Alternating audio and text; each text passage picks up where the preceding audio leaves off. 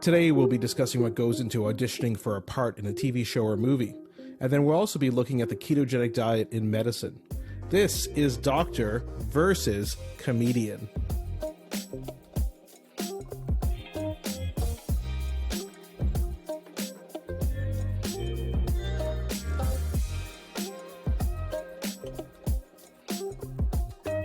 I'm Dr. Asif Doja, and this is the Doctor of Laughs. Not a real doctor.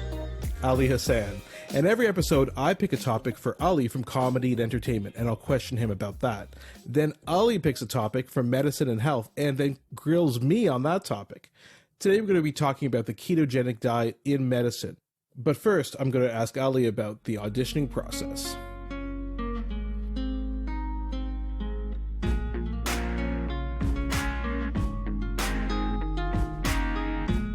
So, Ali, you've been in several movies and TV shows. You know, you've been in movies like Goon, which I love, My Spy, which my kids love, and TV shows. You've been in Designated Survivor with Kiefer Sutherland. You've been in the kids' TV show Odd Squad. So I was really curious, about this whole auditioning process and how that works. Can you, go back and recall your very first audition? My first audition would have been unmemorable. I've never heard of that TV show. Yes, it's good. It was a hit. It was. It lives in every single actor's mind. It's when you go in and you know you are insignificant as a person because there's 20 other people who look like you in the auditioning room, in the casting room, and then also you know that you did such an insignificant job that you will never hear back from the people who are in charge of hiring you. And I'll tell you something, I don't care about that. This is a very important part of my life. I was very pathetically obsessed with the Food Network. I wanted a show on the Food Network. I was a chef, and I was like, I could do this. It's a bit naive. It basically came from me watching chefs on television, not knowing a thing about what is involved, but just seeing their personality on television and saying, you know what? I can do what they're doing. However naive that might have been, I was really like, this was my thing. I wanted to get into that world. And I was auditioning a fair amount for that, for TV shows. But it got to a point where, my phone would ring and I'd be like, hello, Food Network? Oh, sorry, Mom. I'm expecting a call. It was awful. Because of that time that I had in that world, and because of how low I was, and because of how obsessed I was with every single thing I did, by the time acting came around, and I was well into my 30s at the time, I was like, I'm never going to go there again. I'm never going to be that person again. So I really do an audition, and then I forget about it. I don't go home. I don't wait for the emails. I don't worry. I do my best in the moment, and you realize that's all you can do. But that not having desperation reek off you, that is something that you can't fake it. Many actors have talked about this. You can't fake. It's when Jason Bateman talks about how he was finally done with this industry. Screw it. I can't catch a break. Screw Hollywood. I'm done. And then Arrested Development was like, we like this guy. He really has a I don't give a crap about anything attitude. And Jason was like, that's just how I actually felt. I just didn't care anymore. And Hollywood somehow likes that, and the industry somehow likes that. So I've had a lot of unmemorable auditions, including probably my first 10, where I really didn't know what I was doing. And I don't actually remember them, if you can believe that, because I was at a place where I was like, forget it. I'm just going to walk out of here. They've been blocked out for various reasons. Correct. But so why don't we go back to something you said? So you had talked about you were doing stand-up, you were kind of looking into a cooking show, and which is different, right? That's not really, it's performing, it's not really acting, you're not playing a different character. So how did you go from comedy to actually acting? How did that come about? If anybody tells you that luck doesn't play a role in this, they're lying to themselves. There's definitely an element of luck. You can control a certain amount of this. You control how much you work on your craft, but right place, right time. I mean, there's a lot to be said about that. I was a, South Asian, Pakistani chef in Montreal who did stand-up comedy. Primarily, I was a chef. Kevin Tierney God rest his soul, director, asks my friend Bill. Bill is a guy who, Bill Brownstein, writes for the Montreal Gazette, Arts and Life column. Kevin Tierney says, I'm looking for a guy to play a role in my next film, somebody who could play, South Asian chef. And Bill Brownstein goes, are you kidding? I'll do you one better. I'll give you somebody who's already a South Asian chef, and he's a comedian. And Kevin's like, well, I got to see this guy. So because of Bill having seen me recently at some horrific, I'm sure, open mic room where, we were interrupting the people in the room with our comedy, but Bill happened to be there and saw us and saw me, I was top of his mind. Kevin asks him, I go in, and there was really only 3 of us South Asian actors at the time too. So I wound up doing a good job in the audition and bringing my actual chef experience and that reality to the world. And Kevin Tierney booked me. So that was my first role. And it had a lot to do with a nice connection that Kevin and I had. And you can't always have that.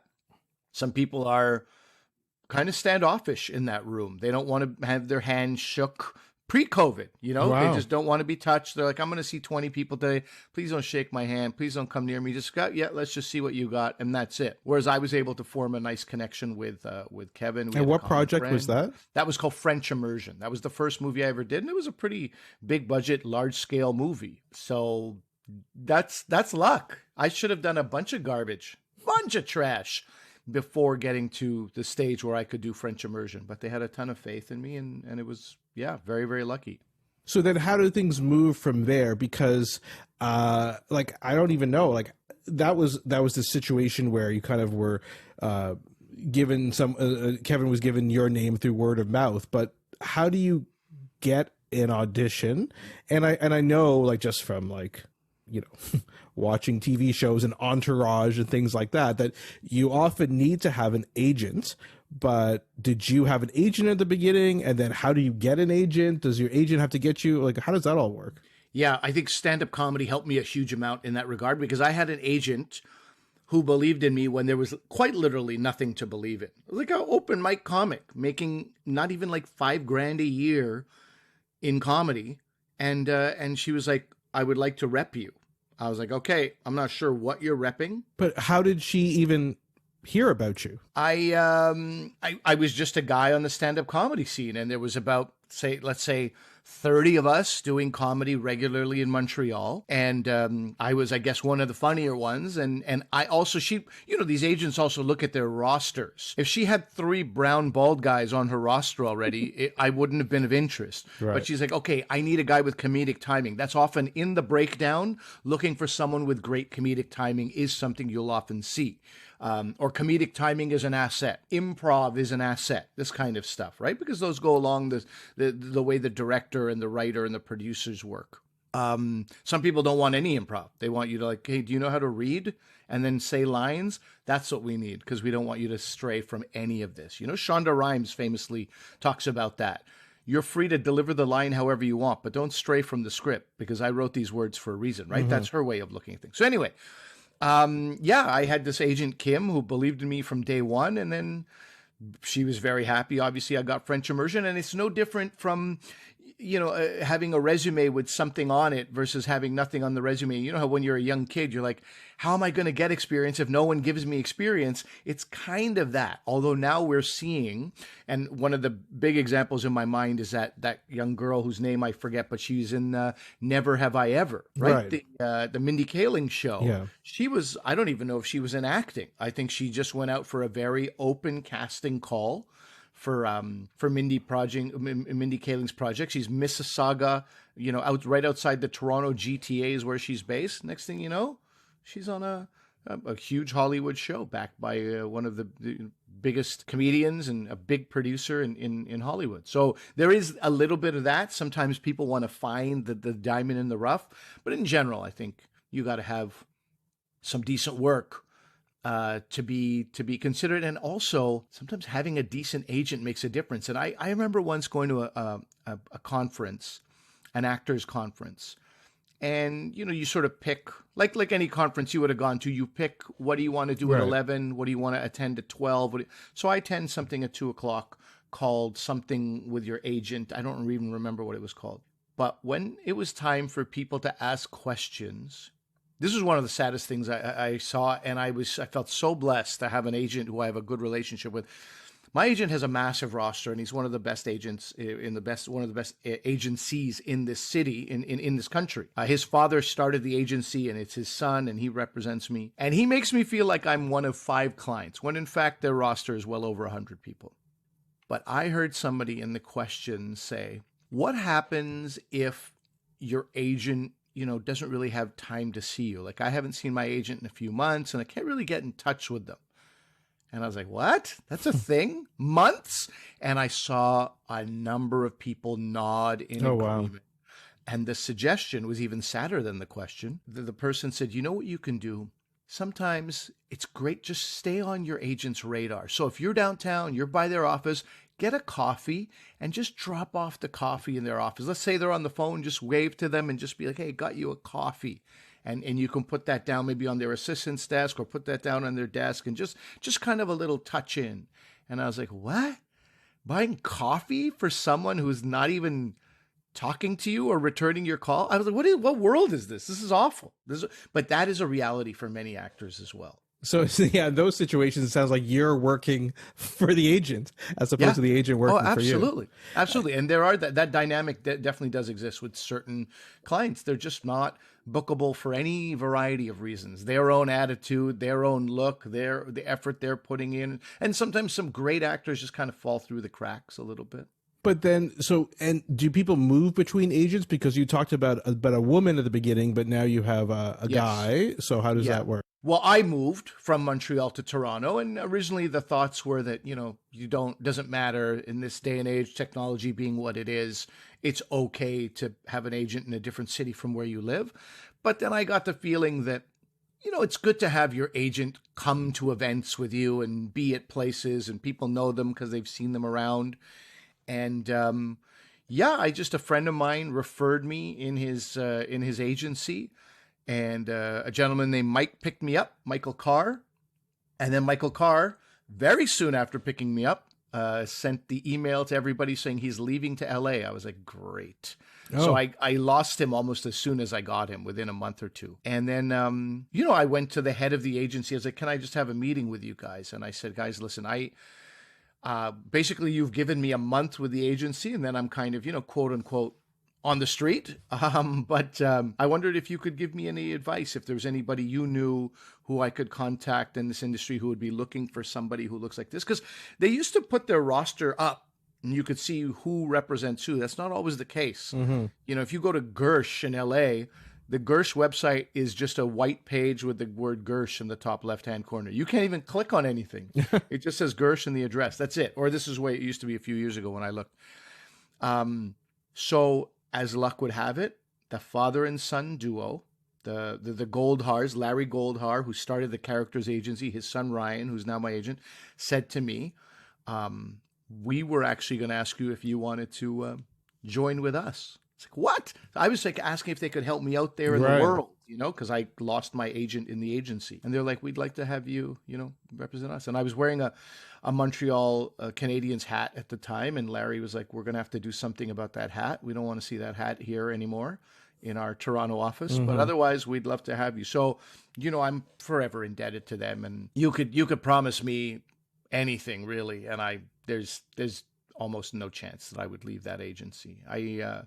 I love my story, the organic way that I came up in this agency, and I love all the work I do with them. And it's a great place to be. And I know exactly how lucky I am. Again, luck plays a role there too. Like, it just so happens that this person saw this person, and then this happened, and then I got this meeting. And so not always easy, not an easy world. And then the auditioning itself is just a huge, some people are fantastic. It's no different from school, where some people are so unbelievably bright, but are just not good test takers. Mm-hmm. That's the way I feel about auditioning. It's a whole other beast. Acting on camera and then, auditioning on camera feels like, oh, it's the same thing. It really is. You're really, acting in general is make-believe, but auditioning is 4 levels even higher of make-believe. There's really nobody there to guide you. And so it's tough. So yeah, so let's maybe go through that process. So you, because you have an agent, how do they contact you? Just take me through that. So how they contact you, then you show up, what happens when you show up? Okay, so I'll start at the production level. So the production, whether it be TV or film or web or whatever, is the production needs to cast, right? So they need people in their film. They can't just hire their friends. Otherwise, there are bodies who, will accuse them of nepotism and not giving a fair chance to, all actors and this kind of stuff. So they're obliged to go through casting agencies. And casting agencies are these intermediary bodies and houses, casting agents' houses, where pre-COVID, in any case, I would show up. And this is the point of living in the city or close to the city that you work in too, because if you lived like 2 hours away and had to drive in for a 3-minute audition, it really does feel very soul sucking. So you drive into a place and they say, well, first of all, the casting agency puts up a notice that all the agents, talent agents have access to, right? So for this film, they're looking for a Swiss person, they're looking for a black female, they're looking for a little person, right? Ali Hassan's not getting called for that. Right. If they say we're looking for somebody to play a gym teacher, I'm probably not getting called for that. Detective, any ethnicity. Okay, now they'll be like, what do you think of Ali Hassan? They'll send my headshot in. What do you think of Ali Hassan for the role of detective and also for this, vaguely brown guy here? Yeah, great. Let's see him. So my agency will send me for auditions based on stuff that they've pitched me for. The agency will be like, yeah, we'd love to see them, have them come in at this time. So you go, and then that casting agency has the work of sort of whittling down this list of hundreds of people that they've seen into whatever the producer wants. Sometimes a producer, for whatever role, goes, just give me somebody. I don't care who it is. The role's not important enough for me to spend time on this. Or it's like, this is one of the leads, so narrow this down to your top 5. And let's take it from there. This is all in the producers, whatever level of, control they like to have on their production. So, but who do you meet with that first one? So your agent has kind of put you forward. They're like, yeah, come down. And so who is in those initial meetings? Yeah. So in the casting agency, great question. The first time, typically, now it can change, but typically it's the casting agent themselves. It's an assistant that they have who's probably filming. And then it's another person that they've hired to be the reader. So typically 3 people in a room, sometimes 2. Or if time is these are all these different scenarios that can happen. If time is of essence, you can also have your first audition with, hi, this is the producer, this is the director, this is this person, this is this person, right? I'll tell you one very memorable auditioning story before we move on. Got called in to audition for an animated film. I'll leave it blank, which film it was, so no one can research this and send these people hate mail. And it was well intentioned, but still an awful moment. It's for an animated film, partly animated, and I was going to be doing actual work, but it was going to require stunt work if I did it. I was going to be a cab driver who does a stunt. So Pakistani cab driver's a role. Casting agent or agent's assistant who was working that day says to me, okay, Ali, so you saw what the role is for. Let me ask you something. Are you Paki? Oh my God. I was like, oh, Pakistani. Yes, I am Pakistani. It's kind of thrown off. I was like, are people still not aware that that's not an abbreviation? So anyway, I leave that day. Whatever it is about an ethnic slur, it brings out the best in me. I get called for what's called a callback. They want to see you a second time. This time the producer's in the room with that same casting agent. I go, fine, great. At least civilized person who's traveled around the world maybe a little bit, has some money, has seen some stuff. Producer goes, Ali, let me ask you something. I see this role you're doing. We're doing it in English, but I wanted to know, do you speak Paki? Like, Jesus Christ. Oh my God. What world am I living in here? So those ones you kind of remember for all the wrong reasons. Didn't even get the role in the end. Went to a stunt person.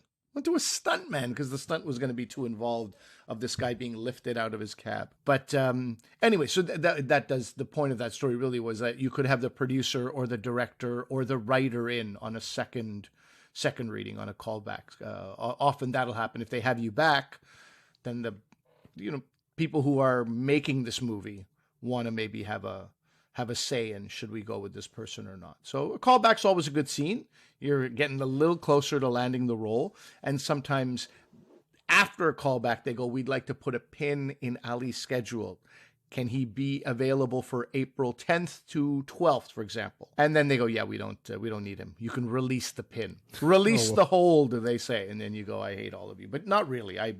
It is what it is. And it's not, I'm very lucky to have a couple of different lives, stand-up comedy, broadcasting, writing, a bunch of different things. So I'm in a world where acting doesn't sort of define me or control me.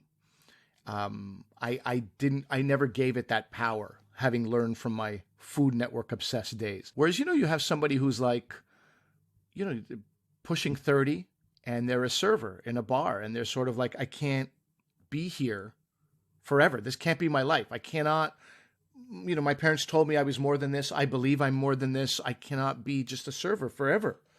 And so when they go for auditions, sadly, the desperation is definitely there. That designated survivor that you spoke about in the beginning when you were just sort of saying what I've been in, that was one of the most awful.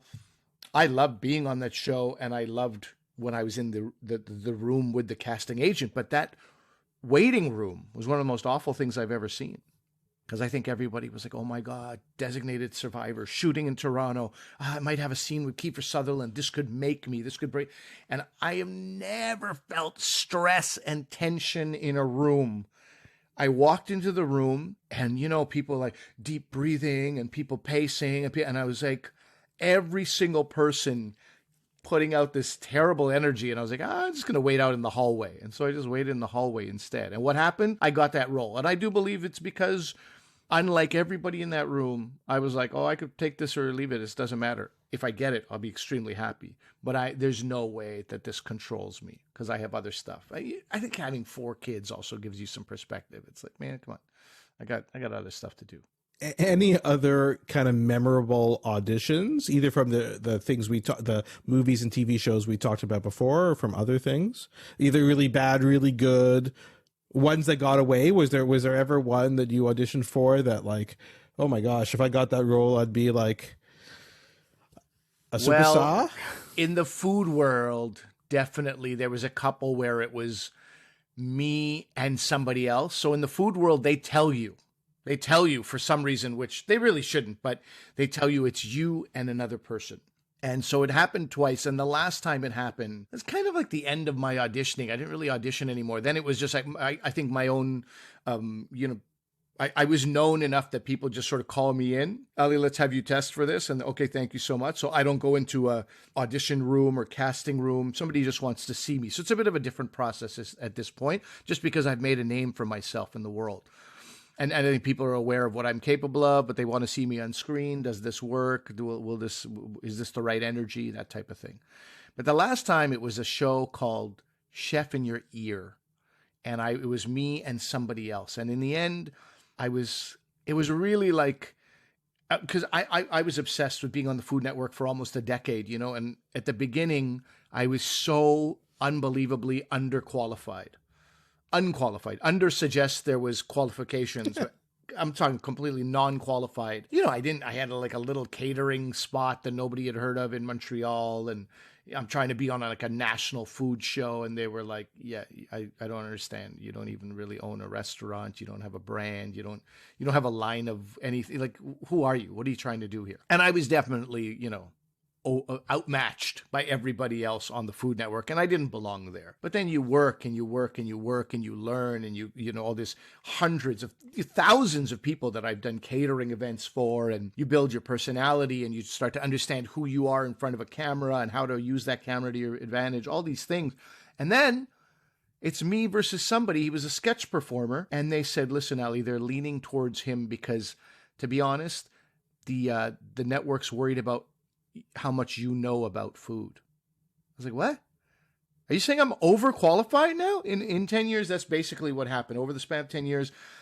Because the Food Network has these armchair chefs, armchair viewers who never cooked anything in their life, but in their hearts know that they could, if there was some kind of desperate emergency, they could probably do it. But the Food Network gives them some calmness, and it gives them some peace, tranquility of some kind. And somehow that peace and tranquility would be completely shaken if I said the word, bouillabaisse or mise en place or something. It would just mess people up so badly. So that's what you see in a lot of shows. You have completely like a lay person. John Catucci is a good friend of mine, hosts a show in Canada called You Gotta Eat Here. Right. And John had told me, hey man, I could barely fry an egg. And he has like 4 cookbooks. Right, because he goes to all these places and they use those recipes, and John's got his face on 4 different cookbooks. Can't fry an egg. I'm sure by now he can. But years ago he was like, yeah, man, I really don't know anything about a kitchen. And I think that's what the Food Network wanted. So now, with all my knowledge, I was desperately trying to prove that I'm a layperson. I can speak like the rest of you common folk. I can say regular stuff. But yeah, I lost that one in the end because somebody knew less than me. Which is it's not how the world usually works. We're going for the less qualified person. But anyway, what a wonderful world this is. Just changing gears for a sec. What about during COVID? Like, so can you do remote auditioning? How does that work? Yeah, I'm a big fan of a self-tape. I really like just my wife and I in our awful kitchen. This is again like people are probably sending auditions where it looks like they tried very hard. They've got the text sort of swinging in at the beginning. Here it is, the scene, and then everything. Call my agent here. Here's the information. Click on this. Basically, like a mini TikTok video, but it's an audition. Whereas we just in half-assed lighting in my kitchen. My wife, we make use of her soft-spoken voice, and we do the thing, and it's really just about the scene. And we can do it a number of times till we're both happy with it. And she gives me really good advice. And that's it. And it's been very successful. And so I really like the self-tape. Now there's something new, Zoom audition. We like to schedule you in for a Zoom audition. That's maybe the worst experience any actor ever has to go through. Because the joy of the auditions, at least for me, was to like meet people and see them and hi, how are you? Show off a little bit of your personality and have like a human connection. This is just somebody like clicking on a computer. Okay, next. Yeah, you're next. You're on deck. Okay, come in. Yeah. Okay, thank you. And you're like, I don't know, you never get to feel super comfortable. So a self-tape was already a challenge years ago until we got to a place that we're comfortable with. Zoom auditions, I don't know if I'll ever be 100% comfortable with that. So if they always have a self-tape option, I'll take that. And have you gotten roles from self-tapes and these? Oh, yeah. Yeah. Self-tapes, we have a great, my wife's my lucky charm, I think, when I started in acting, they said that you'll get 1 out of 30 things that you audition for. And I got 3 things in a row: French Immersion, Breakaway, and Goon. This is in 2011. And I was like, they were wrong, baby. And you know what? They weren't wrong, because then I went 90 auditions without getting a goddamn thing. So it all evens out in the wash. But I have found self-tapes with my wife. It's about half that. It's like 1 out of every 12 or so. Almost a third of that. My wife, I don't know, magic charm. It works well. Or it's the piss yellow walls that we have in our kitchen. Something's working, whatever it is. Or the not trying too hard. Something's, Kids, you also can not try too hard and see success. Just keep that in mind.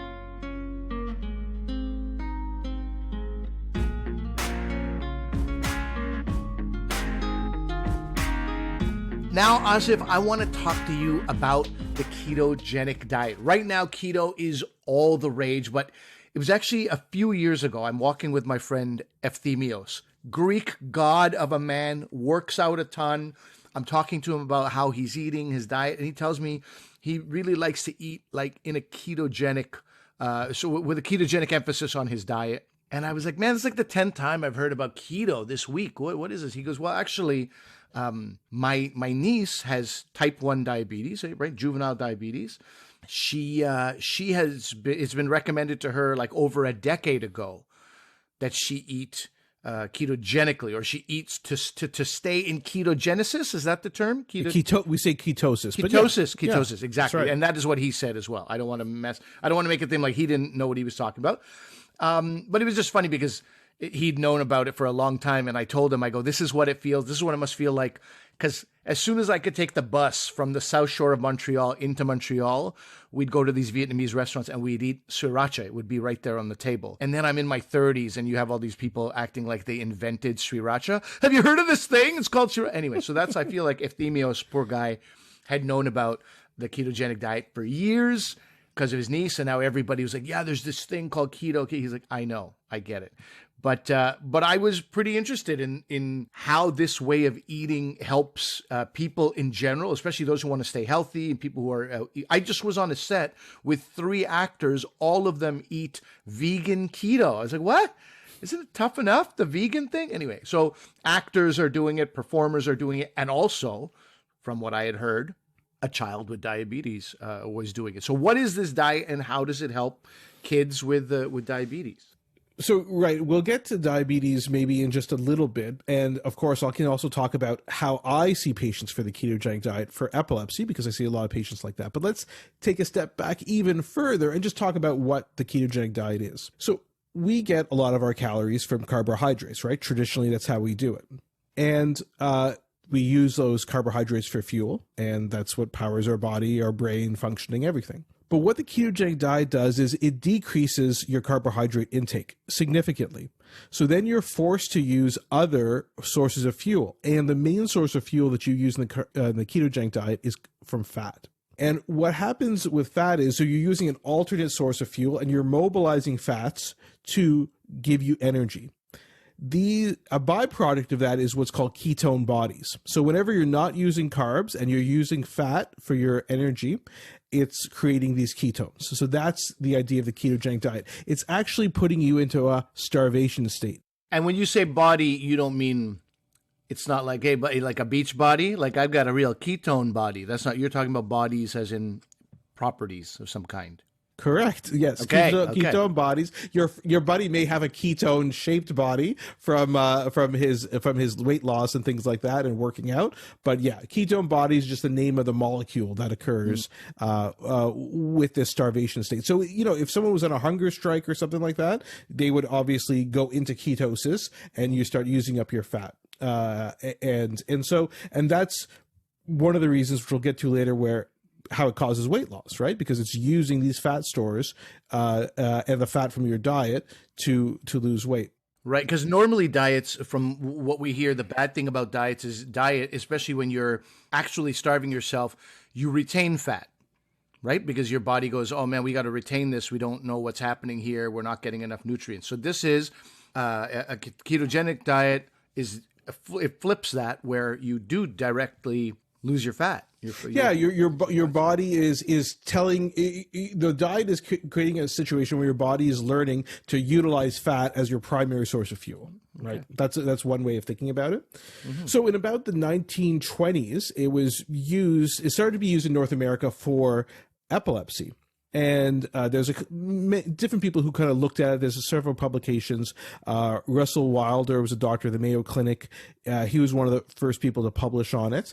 And they use a very specific ratio of what we call a 4-to-1 ratio. So it's the ratio of fat to protein and carbs. So, for example, the typical North American diet is 20 to 30% calories from fat, 50 to 75% from carbs, and 15 to 20% from protein. When you're doing the strict ketogenic diet that we use for epilepsy, it's 90% of calories from fat, 6% from protein, and 4% from carbs. So a ton of fat and really restrictive protein and carbs. Now, I'm just going to tell you right away, that's not the diet that your friend was using and people using to weight loss. They use a different, less restrictive diet, but we're talking about the one that we use for epilepsy. Right. Right. And when you say fat, I'm sure you're going to get into it, but are you talking about like avocado, or are you talking about, it doesn't matter, like a fatty piece of meat, or would you stay away from fatty piece of meat because then that has the protein also? No, all those things. Really it's because it comes down to there's a lot of weighing involved with this. This type of diet, when we're using it for patients with epilepsy, we really, the responsibility falls on the family a lot, the parents and the patients, to measure quantities. They have to buy special scales. You can't just use like a regular kitchen scale. You have to use a more exact types kitchen scale because you're measuring these very exact quantities and measuring them out. So it's sort of what you eat as well. And I'll go through maybe a sample menu in a few minutes of what you do, but it's also it's the type of food, but the quantity, and you really have to measure them out carefully. And so what happens is, and you know, we're going to be talking a lot on the show about fads, health fads, and things like that. This is not a fad diet for use with epilepsy. It is well established. I said 100 years of data on this. It is well established it works. We know for sure that it works. And so But works at doing what? Like works at reducing the number of epileptic seizures, or works at like... Yeah, absolutely. No, it definitely reduces seizures and sometimes eliminates them completely. So over half of children who go on the diet, okay, have at least a 50% reduction in their seizures. Okay, so in over half of patients it works to a significant degree, and probably 10 to 15% can become seizure free. And so those are pretty good numbers, because we only really use it in patients who are what we call medically refractory. We talked about this on the cannabis episode. So once you've tried several anti-seizure medicines, pills that you take every day, if they don't work, your chance of having no seizures after trying another third pill is very unlikely. So you need to think outside the box. So the ketogenic diet is one of the things to think outside the box from, because 10 to 15% chance of becoming seizure-free on the ketogenic diet is way better than trying another medicine and then another medicine and then another medicine. And that's why we think about it. Now, just to be clear, and this is one of the main points I want to tell you, especially this very strict form of diet, you can't just start it on your own. There are potential side effects, and you also need to have a dietitian or a nutritionist monitoring you who knows what they're doing, because these kids who are on it have the potential for, and it's adults too, but it's mainly used in children. They have the ability to, or they're at risk for having a lot of complications. So they get constipation. They can get vitamin deficiencies because you're not eating the regular amount of nutrients, so you have to give them vitamin supplementation. You can get kidney stones. Sometimes, especially when you're first starting, you can get like vomiting, nausea, decreased level of consciousness. And another thing to remember is these patients with epilepsy, if they take any carbs more than the 4% that they're supposed to, that can provoke seizures, and sometimes prolonged seizures, which last half an hour to an hour. So they really need to be strict. So you can imagine there's some limitations as well. What are you going to do when you're sending your kid to school, right? I know now in COVID, there's no lunch sharing, but it used to be like, bologna give sandwich, me your brownie, I'll give you my cupcake, or things like that. Yeah, that's right. And so you can't do things like that. So it's a lot of strict monitoring for the families. They have to monitor the kid's blood sugar, because you're not taking in carbs. You're waiting to mobilize fats. Your blood sugar could drop dangerously. So definitely works for seizures, but there are some things that need to be monitored. They also have some lesser kind of strict levels of it. There's a modified Atkins diet, which is kind of similar to the Atkins diet that you may have heard about, which is another kind of high fat, high protein, low carbohydrate diet. But this one is modified from the Atkins because you have much less carbohydrate use than the typical Atkins diet. And so, and we have sort of different levels of the diet if you can't adhere to the typical classic ketogenic diet. I'll give you a typical menu, right? This is what a typical kid could have in a day. And this is for epilepsy specifically, right? No one should go put their kids on this for no reason, right? Okay. Exactly. And this is one thing we have to be careful about with some of the other disorders we're talking about. So for breakfast, you could have eggs with heavy cream, some cheese, some butter, and maybe a very small serving of fruit, right? Because you're trying to just get that 4% of carbs. So the fruit's going to be giving you the carbs. Lunch, you could have a hamburger patty, no bun, obviously, right? With some cheese, some broccoli, green beans maybe, melted butter on that. Because again, we're trying to get some calories from fat. So heavy cream, butter, and then maybe some whipped heavy cream on the side. So we're talking about, you're a chef, I'm talking about, when I'm talking about whipped heavy cream, I'm talking about you buy heavy cream at the store, You pour it into in the container and you whip it up with an electric mixer. I'm not talking about whipped cream like Cool Whip, which has tons of carbs in it, right? I know you know that, but our listeners may be misunderstanding that. Oh, it's delicious. I could just eat Cool Whip all day. For dinner, a grilled chicken breast with some cheese, maybe some mayo on that. You make a sauce out of cheese and mayo, some vegetables, and then probably some whipped heavy cream on the side. A snack could be some whipped heavy cream, maybe sugar-free gelatin, like a Jell-O, and maybe a little bit of fruit to get your 4% carb. I'll be honest with you, it sounds pretty good, except for that chicken breast, which is super lame. But otherwise, it sounds you need more flavor good. than the chicken breast. Than the chicken breast. Yeah, exactly. Come on, huh? Let's live a little, for God's sake. But Ephthemios, that buddy of mine, actually had sent me just because of my curiosity. He said, by the way, this is what a keto bun looks like. So this is made with like sort of psyllium flour or something like that. With the epileptic diet, exactly, they're not. So this is where we're getting into the use of it for other things, right? And so let's talk about it for weight loss, because that's what your body used it for, right? Probably weight loss, lose the fat. He wants to try and look good, and in that combination with his working out. And so the stuff you see online will have these keto buns, keto pasta, things like that, and they'll use these substitutions where they don't really work for the patients who are on the strict ketogenic diet. I would say a ketogenic diet for weight loss would be about 70% calories from fat, so which is a bit less than so still a lot from fat, but then 20% protein and about 10% carbs. So still low on the carbs, but allowing a bit more and definitely more protein.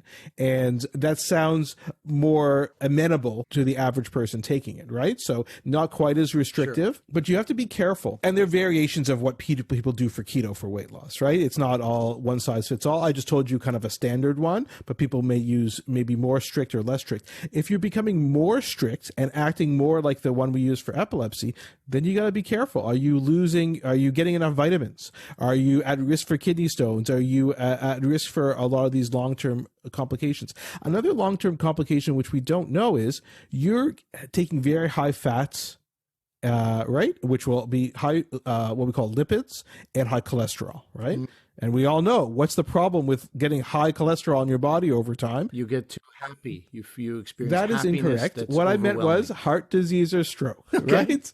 And so I know. And so what are the long-term effects of being on a diet for a long time like this, right? What are the effects of putting kids on this diet for a long period of time? But wait a minute. Why are you asking rhetorically? Because it's the epileptic ketogenic diet has been around for 100 years. So wouldn't we have research on It's true, but in terms of long-term use, we actually don't recommend it for long-term use in children who have seizures. So what happens is when they have seizures is we usually recommend about a 3-month trial. It doesn't necessarily work instantaneously. So if you try it for about 3 months, if the ketogenic diet does work, you keep kids on it for about 2 years or so. That's the recommendation, and then you can come off. Some people will stay on it for longer. Some people are on it for like 10 years. But in general, we kind of try and limit the amount of time they're on it. So it's hard to have these long-term follow-up studies into adulthood. And again, it's not just following them into adulthood. You need to follow them into their 60s and 70s, right, to see if they're at an increased risk of atherosclerotic disease compared to somebody else. If it doesn't work after 3 months, you kind of take it off. Okay. And so for weight loss, you would say the same thing. And I guess that's where, a ketogenic diet for weight loss becomes kind of a fad too, because doctors such as yourself would not recommend it long term, and diets don't work because they aren't sustainable long term. Is that right? Well, yeah. So if you look at the evidence for the ketogenic diet, probably if you compare it to other kinds of diets, you may lose 1 to 2 kilograms more, which is like 2 to 5 pounds more than other types of diets. And the other types of diets that we talk about are low-fat type diets, right? Or just low-calorie diets, right? You decrease your caloric intake. So you might actually have slightly more weight loss. I'm not quite sure 2 to 5 pounds makes a big difference for people when you're talking about it. It does. Thank you very much. I'd appreciate some of that.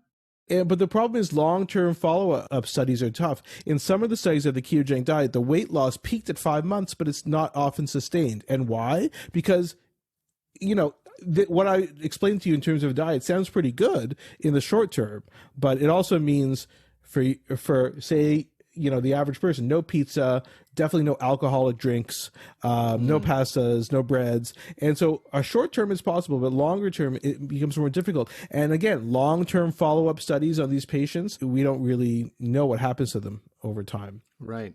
Well, these 3 actors who I was with, all 3 of them vegan keto. And I mean, I haven't even dove into that world to really understand it. I understand the world of veganism. Vegan keto is a little bit crazy, but I'm sure a lot of avocado and a lot of coconut milk. But also they don't drink. They don't drink at all, but they eat a lot of chocolate. So vegan chocolate. When we look at these types of diets, we want to kind of look at all the different studies that go on. So we kind of look at what's called a systematic review. These systematic reviews are meta-analysis, can combine a bunch of studies together, and then you can issue guidelines on that. So a lot of the studies that have been looked at for the ketogenic diet, like I said, the conclusions are really that they're not really superior to other weight loss diets for losing weight and maintaining it. Will you lose weight on it? Yes, that's true. You do lose weight on the ketogenic diet. And if you can sustain it for a long period of time, then you can hopefully keep the weight off. But again, in terms of long-term effects of being on that, it's a good point. And that kind of brings us to diabetes. And is the ketogenic diet useful in diabetes? So let's just take a step back. There's 2 types of diabetes, as we talked about, right? There's type 1 diabetes, which often occurs in kids as a juvenile onset. It doesn't have to. You can get it when you're later. And those patients have a decreased production of insulin, right? And we need insulin to put sugar that's circulating in our body, glucose, right, into our cells. Okay, so they don't have insulin. Yeah. Type 2 diabetes occurs in older people. That's one that kind of runs in families a bit more. It's linked to obesity. And it's linked to every second brown person you've ever met in your life. Very common in South Asians. And for that, the type 2 diabetes, what happens is you have what's called insulin resistance. So insulin doesn't work as well in your body for various reasons. And so that's the kind of difference between the two. And the important thing to remember is type 2 diabetes can be associated with obesity. So again, let's look at some of these systematic reviews. They put together a bunch of studies and they kind of try to make some guidelines for it. So what does it say? They say reducing carbohydrate intake with a low carbohydrate diet like the ketogenic diet can reduce body weight in patients with type 2 diabetes. So it reduces your body weight. It can improve glycemic control and maybe even works better than the more restrictive you are with like a full keto diet. But it may not be appropriate for everybody, right? Because people with obesity also, we know, have a risk factor such as high blood pressure. High blood pressure, and they're at risk for heart disease and stroke through atherosclerosis from cholesterol and fat deposition in their arteries. So, is it a good idea in those patients? And we don't know because we don't have long-term studies. And so with these type 2 diabetic patients, it may work, but it becomes unclear. The type 1 patients are even more difficult to kind of know about because, one of my good friends is a pediatric endocrinologist, so sees patients with pediatric diabetes. And I was talking to her about it, and she was saying, a lot of families want to do this because a problem in diabetes is glucose fluctuations, right? You eat a high carbohydrate meal and your glucose goes way up, and now you got to bring it down with insulin. And you're kind of always trying to balance these things out. But patients on a ketogenic diet will have less glucose fluctuations in their blood, and they're going to be better controlled diabetics. So the argument that it causes better glucose control is very valid, and probably does. The issue again, so now they're not just going to use it for 2 years though, right? This is going to be ongoing ketogenic diet starting in childhood and using it for the rest of your life because type 1 diabetes is a lifelong condition. Mm-hmm. And so what happens over time, and that's why they're hesitant to use it, but a lot of families are asking about it. And so I think it's currently a bit of a source of debate in the pediatric diabetes world. And I think that's why what we need is more long-term studies to look at this. And again, there seems to be a lot of varied opinion. There's editorial, a journal called JAMA Internal Medicine. JAMA stands for the Journal of the American Medical Association. So they have a sub-journal called JAMA Internal Medicine. And the headline, the title of the article was "The Ketogenic Diet for Obesity and Diabetes. Enthusiasm Outpaces Evidence." No. And so the authors say, we have to be careful with some of the same things we talked about before. Could you worsen the lipid profile? Could it affect growth in children? And they have this kind of debate. But the most interesting thing about this is the comment section. So the comment section is not the typical internet yahoos who are commenting. Right. It's all physicians, and don't get me wrong, there's a lot of internet physician yahoos as well out there. But there's probably, every comment almost is from an MD saying, "You guys don't get it. I've put my patients on this, and it's miraculous. Their diabetes comes under control. I take them off their type 2 diabetes medicines, and they just end up doing amazing." Okay. And so I think, but that's still anecdotal, even though that's a doctor talking. It's a doctor on an internet website talking about their patients. So for you, that's not evidence, that's anecdotes, right? Exactly. We talked about it before. We're going to keep talking about it every episode. Anecdotes are not evidence. And that's why it's great to hear that. And it's great that there's a debate. And if this could improve the health of patients with diabetes, like it did for patients with epilepsy, we need to know how to use it. It's interesting. We didn't really talk about this just in terms of wrapping up, but we actually don't know why the ketogenic diet helps people with epilepsy. So even though it's been around for hundreds of years, we still don't understand how it works in those patients. And that's how little we know about the ketogenic diet. Is it the ketone bodies? Is it the low glucose? We don't know why it helps these patients with seizures. We know it works. We've proven it works. And so there's a lot of question marks. So just like with anything, anything you do to your body, especially something like this, especially if you're going to one of those more restrictive ketogenic diets, especially if you want to put your child with type 1 diabetes, we got to be aware of the effects, the beneficial effects, whether it be weight loss, whether it's seizure control, whether it's blood glucose control. But you also got to be aware of the potential side effects. And the only way we're going to know that is with further long-term studies. Always with the studies, this guy. He always wants the studies. I get it. Well, we'll wrap it up there. You probably killed the buzz for a couple of people who were excited to do some stuff around ketogenic diets, but it's good. You gave them the facts. And I think, on the other hand, I was a ray of sunshine today and, told a lot of people to become actors.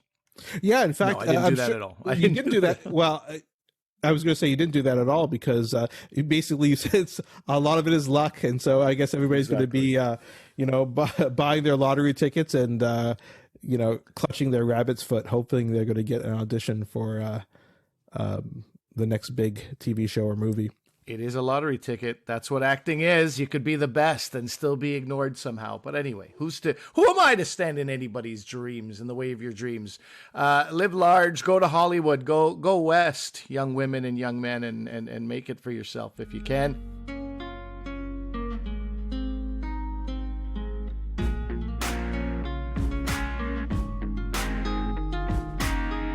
So before we sign off, Ali, any things to plug for you? I still got a book. Coming out in October 5th. That hasn't changed. And if you have young children, if they're interested in the Forest of Reading, that's something put on by the Ontario Library Association, but it'll be online, so everybody can have access to it. I'd encourage you to look up the Forest of Reading if you have young readers in your family, and I'll be hosting those in the next month. And so for all you listeners out there, please subscribe to our podcasts on Apple Podcasts, Spotify, wherever you get your podcasts. Please leave us a 5-star rating and review. It really helps us. And you can follow us on social media. It's Dr. V Comedian on Twitter, on Instagram. Let us know what you think of the episodes. All right. See you later. Until next time. Bye.